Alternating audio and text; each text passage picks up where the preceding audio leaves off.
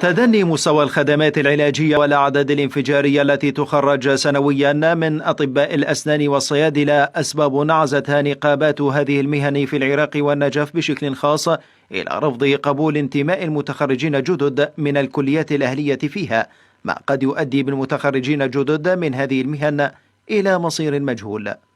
عدد أطباء الأسنان يفوق حتى عمل النقابة، فأكيد نحتاج وقفة جدية بالنسبة للدولة والحكومة المحلية أنه تنظر بهذا الموضوع، وخاصة تقليل الأعداد. عندنا مشكلة سوء التوزيع وسوء التنظيم.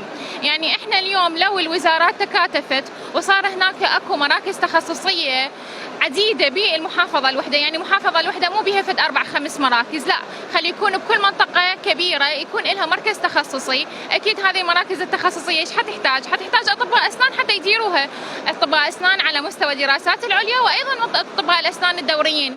مختصون من أساتذة جامعة الكوفة أكدوا أن تخرج قرابة 4000 من كليات طب الأسنان في العراق ناتج عن سوء التخطيط والتخبط من الجهات المعنية، والذي أثر بشكل سلبي على جودة طبيب الأسنان.